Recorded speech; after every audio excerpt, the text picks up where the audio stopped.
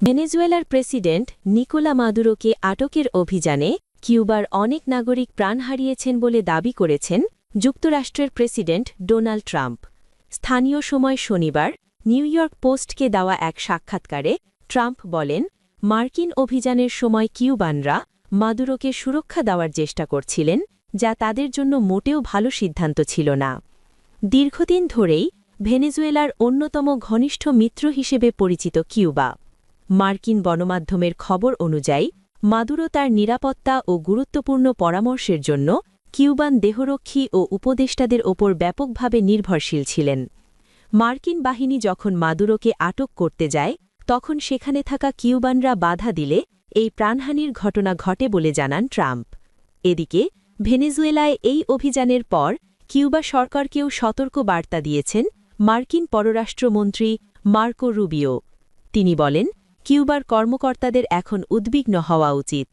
তাহলে কিউবাতেও কি ভেনেজুয়েলার মতো সামরিক অভিযান চালাবে যুক্তরাষ্ট্র?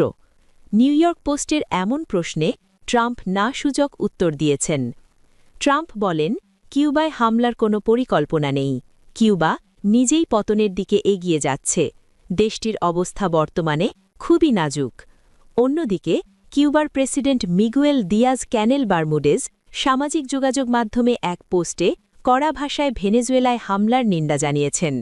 তিনি ভেনেজুয়েলার বিরুদ্ধে অপরাধমূলক হামলা চালানোর জন্য ওয়াশিংটনকে অভিযুক্ত করে জরুরি আন্তর্জাতিক পদক্ষেপের আহ্বান জানিয়েছেন।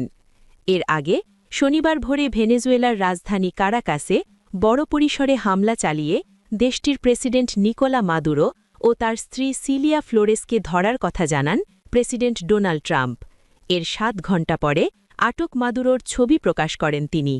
ছবিতে তার চোখ বাঁধা, হাতে হাত করা আর পরনে ধূসর রঙের নরম কাপড়ের তৈরি ট্রাউজার দেখা যায়।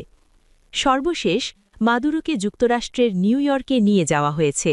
স্ত্রীসহ তাকে ব্রুকলিনের একটি বন্দি শিবিরে রাখা হবে।